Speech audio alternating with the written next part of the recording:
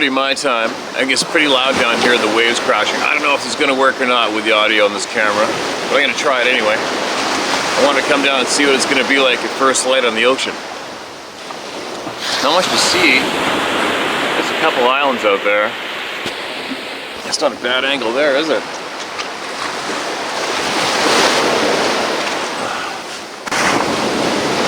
Alright, what do we got?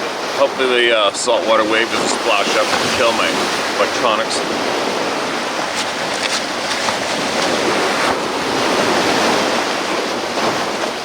This titled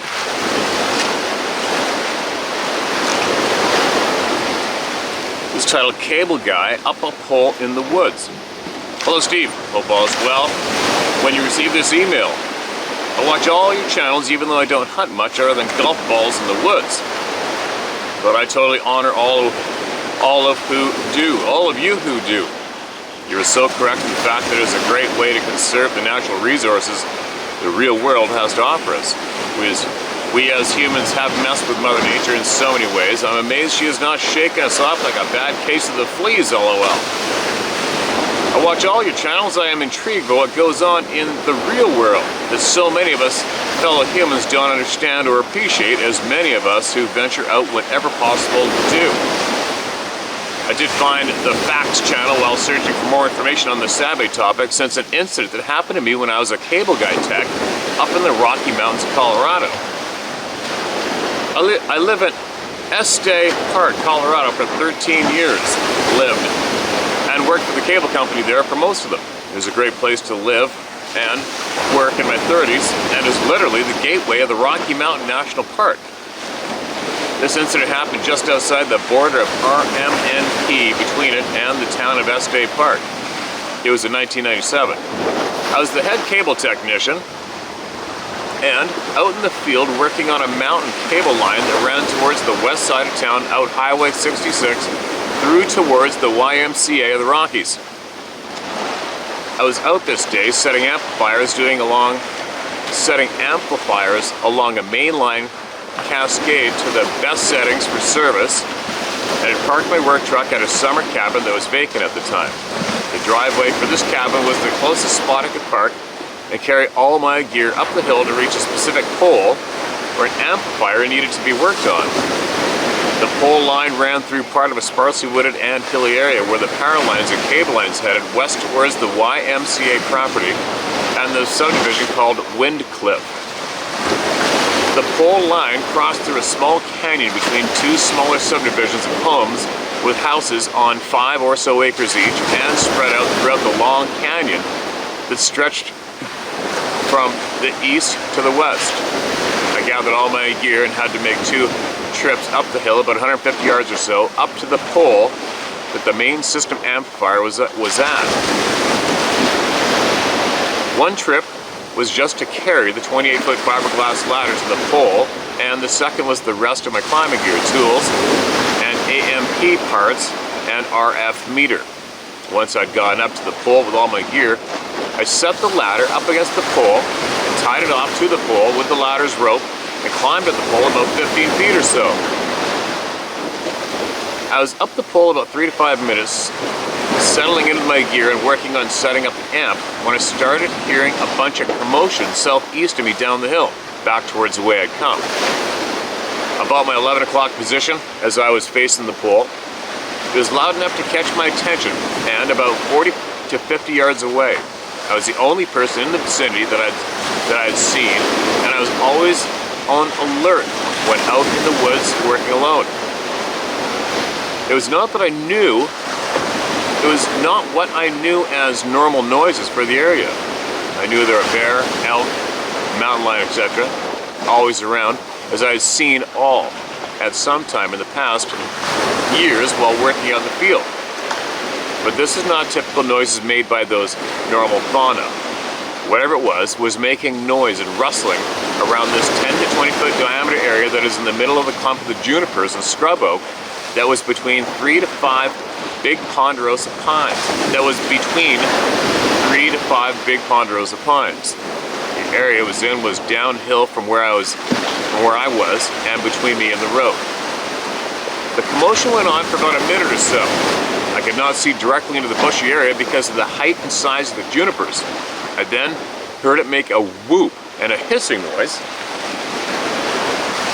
and that caught more of my attention. It seemed to be distressed or upset. It sounded like he was struggling with something. I was hearing whatever it was rustling around in a small 20-foot area that was a thick patch of Rocky Mountain junipers, ponderosa pines, and short bushes of scrub oak. At first it sounded like something rustling in the vegetation. Then I started hearing low grunting / guttural noises as it was shaking the junipers and rustling around. It reminded me of the Tasmanian Devil off the Warner Brother cartoons. And then the noise and movement suddenly stopped. I kept working on the amplifier that was hanging just inside of the pole. I kept my eye on the area it was at because I was 20 feet or so up the pole. Hold on a sec, I'm getting 8 by something. I had no real fear while I was up there. I could literally hang out there for quite a while. Plus, I could see houses from where I was, about a quarter mile away. In the subdivision, the cable lines were feeding towards. It then started up again, like before. It just started. It did not slowly get louder, it just started again. I never could get a good clear glimpse of it. It was always in the dense thicket area that had tall, bushy junipers in it. I then heard a few grunting noises and what I described as voicing noises. Distinctively, not growling, but more like someone speaking in mostly vowels and few consonants. With few consonants. I stopped working and just hung there listening and watching now. Now I could see the taller, bushy, thick-based junipers that were about 10 to 15 feet tall and almost as big around, being swayed around, but nothing actually fell to the ground. There was also some brush and dirt being picked up and tossed around underneath the thick juniper and brush in the area, to the point where I could see dirt starting to cloud out from behind the junipers and scrub oak. While this is going on, I could catch only glimpses of what looked like long, blackish, furry arms and a large black shape that seemed to be out of focus in the middle of this all. Then after about 40 to 60 seconds, the noise and commotion stopped. It stayed quiet and didn't happen again for the next 5 to 10 minutes or so. I finally figured the coast was clear after not hearing anything. I had to use the bathroom by then, so I came down the pole. Once I was down the pole, I had to make 2 trips from the pole to the truck to carry all my gear and equipment back. I kept an eye out the whole time and never saw or heard anything again. I'm sure it wasn't the usual animals that lived in the area or a person messing with me. No one knew I'd been there except my office crew and our other technician, but he was on the other side of town working. I know what elk and bear and mountain lions sound like when they are close by and moving through the area. Most of them are as quiet as they can be, as to not be bothered or found. I estimate I stayed up the pole for about 15 to 20 minutes while there. All this is between 11:30 and 11:30 a.m. and 12:30 p.m. on a nice sunny spring day. After going over it, my mind over the years and hearing some of the HTH accounts on the channel, I believe what I witnessed was something trying to come through a portal.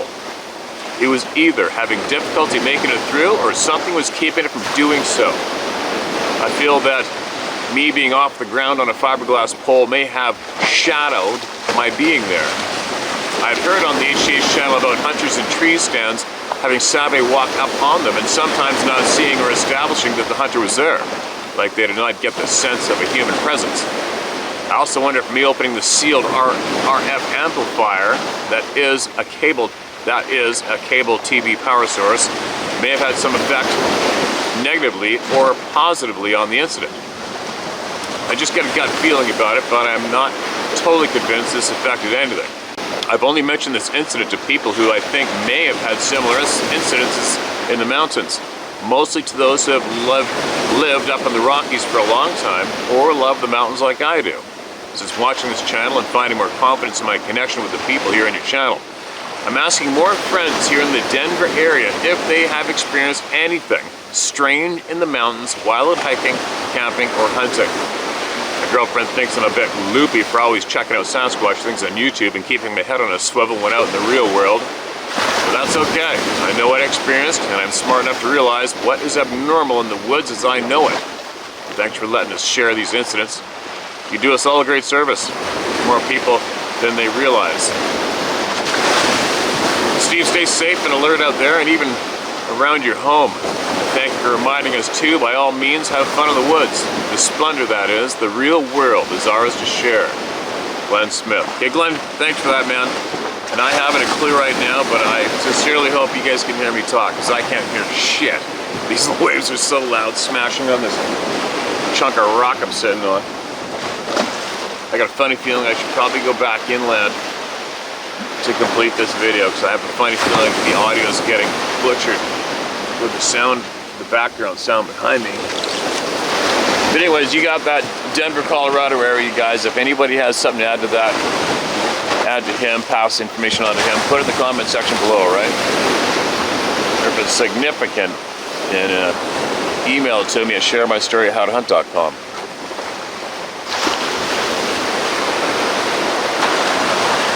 Something about first light. Most anglers and hunters know what I'm talking about when it comes to first light. And many other people, of course, but first light in the world is possibly some of the best moments there are, I'll tell you what. Alright, I'm close to the mic and the camera. I'll do another one. It's kind of hard to leave the beach right now, right? This title, just read it. Dear Steve, my name is Rusty, and I've shared my stories with you. You shared them word for word, didn't change a thing. I just want to take a moment to thank you. As for you, took a ridiculous amount of weight off my shoulders, giving me a peace of mind. Also, thank you everyone for sharing your stories with us. Seems to gain more and more knowledge by the day. Day by day, sorry. I can't thank the Owlman and Edgar and the superhero women and so many others, but mostly thank you, Steve, for taking the time to read them all. Well, I know you're busy, I just want to share my appreciation. Okay, Rusty, appreciate it, man. We appreciate you for sharing, right? It's not for people like you, this place is nothing. There's a lot of people out there that think this is a waste of time, but I'll tell you what, it is helping a lot of people. No matter what anybody on the outside thinks, this place helps a lot of people, including me. I just titled Bigfoot. Hi. So, I will share my story. I went camping with a couple of friends and my youngest daughter. This is in Arizona between the Grand Canyon and Flagstaff. We set up camp. They had a camp trailer and my daughter and I stayed in the back of my truck. It started to rain a bit, so I put a tarp in the bed of my truck to stay dry. Anyhow, after eating, we all bedded up about an hour later. About an hour later, I heard very loud footsteps coming close to the truck. Then a loud bang hit the bed of my truck and a very earth-shaking yell that shook me to my core. Scared to death, I waited till I knew it was gone, peeked out and saw Joe standing in his tighty-whities with his rifle. Anyhow, we all went to sleep.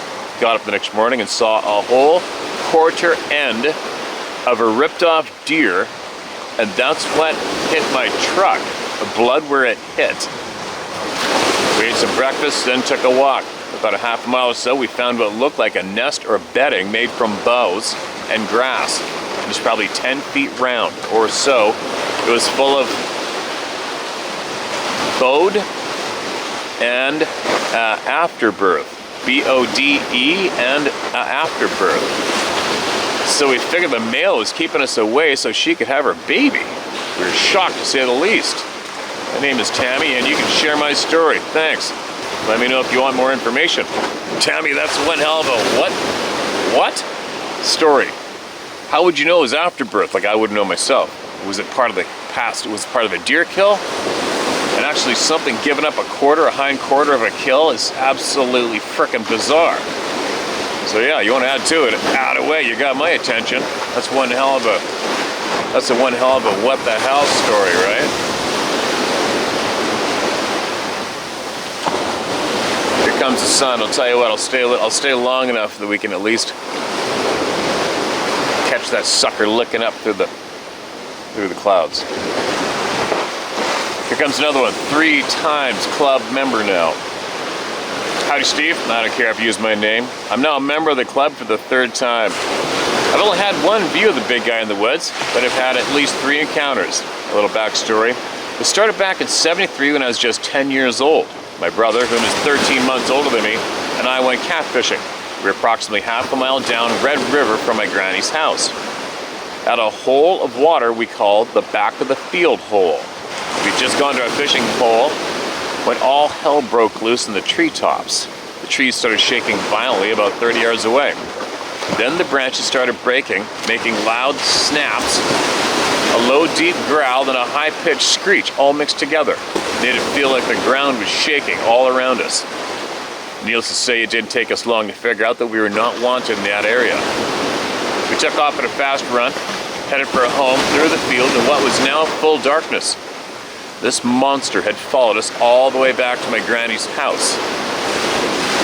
When we told the folks what had happened, my grandpa had a good idea about what we described, but said nothing. The next encounter was about a year later. My brother and I just got a new bicycle. We were riding down the road to our cousin's house about 2 miles away.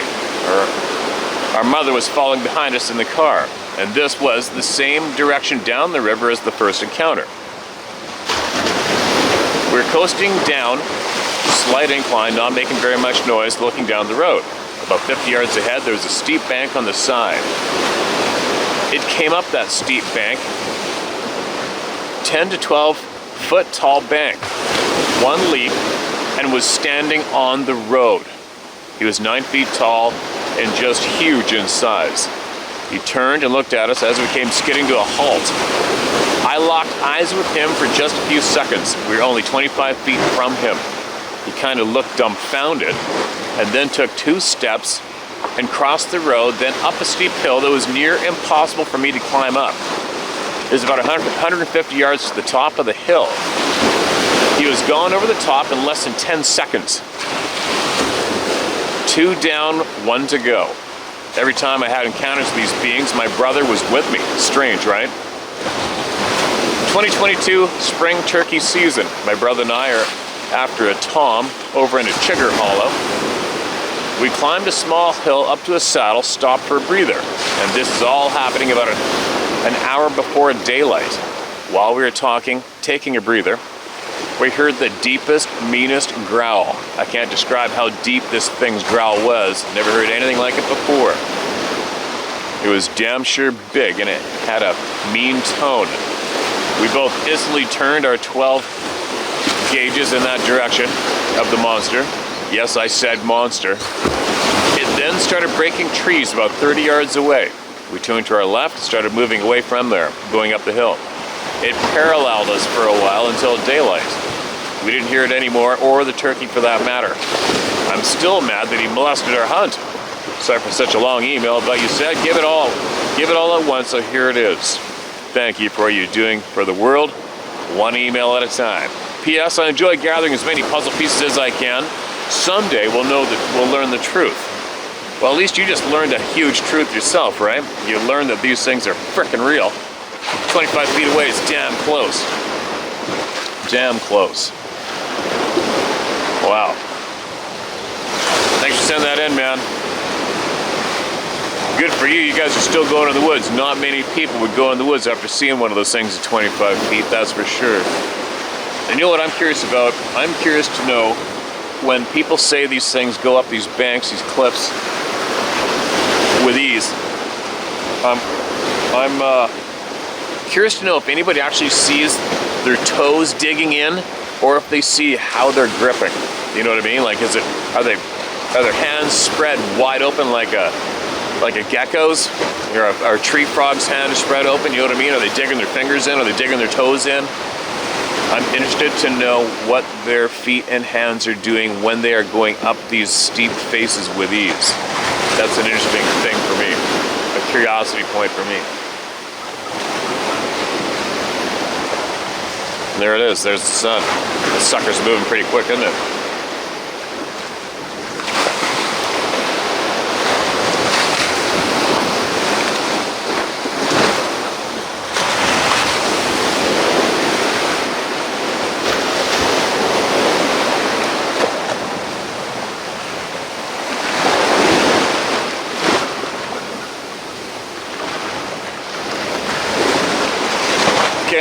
quick one here, and then I'm gonna see if I can find a quieter place. I just got a funny feeling I'm butchering this whole thing with this ocean sound, maybe. This is titled Camera and Such. Hey Steve, enjoy all the scenic shots you take. Was wondering what kind of cameras, camcorders, and drones you were using to do them with. Okay, use my name, John Galloway. I had one encounter in the summer of '84. I lived in Catachee, South Carolina. My brother and I, along with a friend, were out in the woods just stomping around. When we came out into a clearing where the power lines came through, and just standing there was a big, hairy man. No smell, no fear, just bam, there he was. We all ran away, but for some unknown reason, I stopped and turned around and screamed as loud as I could at him. He just looked at me, turned, and walked away. I ran, caught up my brother. When we told my parents, they said it was probably the local mentally challenged guy dressed up in a gorilla suit. No other encounters. Thanks for all you do, John Galloway. Okay, thanks for that. That's a kind of a funny reaction, but maybe not, right? I mean, how many people, when being scared is actually being angry when it comes down to it, so I'm not surprised at your reaction. What a thing to see, right? What a thing to see standing there. Okay, cameras. I got a Canon Mach 3 5D DSLR. This camera is a Sony Sony Handycam X something. I think it's AF100, whatever. Sony Handycam. And the GoPro I'm using right now is a GoPro Hero 8. What else do I got? I've got about various versions of all these cameras broken on the shelf, maybe 10 as well, right? I got so many broken cameras, it's stupid. But it comes with a turf. You can't go out in the outdoors and not break your shit, especially the outdoors that I do, right? It's not possible. Okay, the next one's pretty long. Whoa! That almost got the camera and wrecked another salt water. I'm gonna have to get out of here, and I'm gonna carry this on in a little bit. Are you all right, you guys? I'm gonna add on to it once I get back inland here. Here we go. So we should be a little better with the audio, right? I hope there's no nasty echo in here. I can't tell the equipment that I've got with me, so. Listen to this. This is titled Uncle's Sightings / Big Things. Hello Steve, my name is Tyler Hardcastle. I'm 25, living in Washington State. From a young age, I've always been interested in the unknown. When I was young, I asked my dad about aliens, if they were real. Otherwise, why would there be so many movies made about them? Well, I asked my dad. He tells me that when he was young, 70s, his parents sent him to live in Alaska, Anchorage to be exact. He was attacked by neighbors' dogs while cutting wood. He went back and grabbed a shotgun so he could continue cutting wood safely. When he returned, he noticed a cigar-shaped UFO hovering over the city. And he told me, from that point on, he's never doubted that there was life beyond ours out there. So, we learned about aliens and UFOs together for years after he told me about that story. So one day I asked if Bigfoot was real. Because why would he lie? He told me that he doesn't know because he hasn't seen one. But he did tell me. But what he did tell me made me question for years until I ran across you, my good friend. He told me that his older brother was in the military in the early 60s at the time, practicing recon missions. Basically, where two teams of 20 or so go out and try to locate the other team without being found by the other team. Okay guys, I got the sky reflecting off my frickin' screen. This is a little tough. Well, they spent about 2 days hiking deep throughout the Cascade Mountains in Washington State. One night, he and his mates were awakened by the gut-rumbling howls of at least 6 to 10 creatures that were circling the camp. Steve, my uncle is no jokester type of guy. Takes nothing serious. But when he tells this story, you can tell this man is not lying. Mind you, he told this to my dad back in the 80s before anyone really knew what Bigfoot / Sasquatch / Savvy was. He said that he woke to a fellow mate yelling at the top of his lungs to get the F away from him, followed by everyone being awakened to boulders crashing around them. They terrorized the camp for hours. My uncle's team leader was calling in to make sure they weren't being attacked by the other team.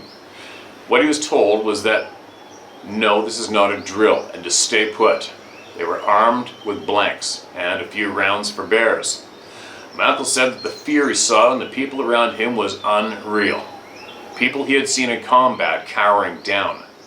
He admits that he was cowering. He said that the true fear of being miles in the woods being attacked by unknown beasts was truly the most scared he had ever been. Coming from a guy who had been in firefights in Vietnam, you could see the shadows of them but couldn't see them directly. Like looking at 12-foot tall, 5-foot wide demons filling you with hate, snapping and cracking trees as they ran circles around us, throwing trees and boulders, anything at us. He said that after some of his men went AWOL, was told to never talk about it to anyone. My uncle took it like a champ and just knew from that point on that there are things in this world that we don't know about. Things that are truly terrifying beyond what you think being scared is.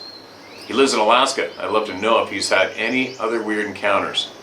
But I've always believed him due to the fact that I've seen 3 lights in the sky that I couldn't explain. True knowledge is knowing the fact that you don't know everything, and that there's always more to learn. This world is one amongst many, and to think you're smart enough to say what does or doesn't exist can prove how smart or dumb you really are. Hear, hear. Hit the nail on the head with that one. I found your page looking up bear attacks, and then later found your Bigfoot videos. I wasn't looking for you, but found your page by sheer wonder. By the way, the story of when you shot that bear and hit him right above the neck and he was dragging his head on the dirt still trying to kill you shows how gnarly nature can make a creature. Yeah, that was actually the hunter that shot him. But anyways, another third-party encounter. I always ask nature people if they've seen Sasquatch or felt that overwhelming fear before. My friend told me that her boyfriend's dad was once on the river on a motorboat when one of his kids said, "Look at that bear." When he looked, he said that this was no bear. He said that this bear was running faster than 30 plus. He was running faster than 30 plus on 2 feet and into the timber. He told the kids it was a bear. He said that he always thought that people who thought Sasquatch was real was retards. But now he said that they're out there and they are massive. He doesn't like thinking about that day because he says if he ever ran into one, he'd need a bigger gun than whatever he had been carrying for the past 40 years in the woods alone. He told my friend that if you're out there enough, you'll see something that will change your ignorance, and it will change it fast. But anyway, Steve, my dad's words stick with me to this day. He told me to question everything. Never let someone as smart as you tell you what's real or what isn't real. Question everything and find out for yourself. I will always be grateful for my father for having such an open mind. It's hard to fill a glass that is already full. Always have room to learn. That's true wisdom. I've had a lot more knowledge. I have a lot more knowledge, including the star people. The star people will come take the Sabi and place them back, almost like a coming of age. And this is why most people won't have them smell or fear. This is why most people won't have them smell or the fear or the silence and can sneak up on one unknowingly. Most of the time they have come across a young Sasquatch. You probably came across a young Sasquatch when you creeped up on one with your pack horse. It's like they go from basic animals to true keepers of the forest. The true keepers of the forest are the most dangerous because they will defend their land with no regrets, depending on your level of vibration. Some people vibrate of that of a rock. Some people vibrate with true intelligence. Stay smart, stay safe out there. Love you, brother. Okay, man. I really enjoyed reading that, and I'm super stoked you sent that in. That's a good example of men from your family to be for all the people out here listening and watching, right? That's a great message for all the people. Absolutely appreciate you sending that in. Alright, should I do one more? Maybe not. I gotta get ripping. Let's see how this one made out. I might have to redo the ones from the ocean. I hope not. I don't even know if they'll be able to tell. Here's one shorter one. Let me finish with this. Whatever it says, I don't know, but at least we'll get it heard. The Round Table of Knowledge by HTH. Great title, thank you. 6364, I had a Saturday scream around 1:30 a.m. coon hunting in northeast Ohio swamp. I about died. Long story, high strangeness. I posted before to your site. In 1976, my wife and I were hunting deer in the Arizona Apache Sitgreaves National Forest. We knew the area well because we camped there throughout the year, up from Phoenix. She had a 30-06 760 Remington pump and a Smith & Wesson 357 mag. I had my 30-06 Remington 760 BDL bolt rifle and a Colt 45 auto. We only took small pen lights with us and were returning to our blazer and campsite. We were hiking back in the dark when all of a sudden the hair lifted on my neck, and the sense of something unnatural was overwhelming. Never happened before or since in the woods. I felt like we needed something much bigger than the protection we had with us. Why? I don't know. But like you've said, it's crazy how we feel safe in our blazer knowing it couldn't stop whatever it was. Yeah, it's like being in a tent and hiding in a tent too, right? I have a pretty good idea who we really are and what... Sorry, let me do it again. The reflection on my phone, I have to get it just right. I have a pretty good idea who we really are and what is happening. You just don't blurt that stuff out. I think I upset my doctor today. I guess you didn't know about the adult sudden death syndrome affecting the planet. Go figure. To the point, I believe Earth is a type of farm, and we are the cattle, putting it lightly. You know, the good book talks about this stuff, but who can hear it? John 3:12, Joshua, firstborn of spirit, declared, quote, "If I have told you earthly things and ye believe not, how shall ye believe if I tell you of heavenly things?" End quote. I'm not some sort of crazy fanatic nutcase, just another seeker such as yourself. It is what it is. Things are not as they appear. So much more to know. The more I learn, the more I realize what I don't know. God bless and keep the fight. There isn't much left to lose. Okay, man, appreciate you. And I'm right there with you on things aren't as they seem. That's a guarantee, 100%. Kind of sucks too, because the more I've been learning, the more I realize I've been going through life a bit of a dumbass. But it's not intentional, it's not our fault, it's the way we've been led. And that is fact. But anyway, for those of us who want to, we're getting better, we're getting smarter, we're learning a lot more. What are you going to do with the knowledge, right?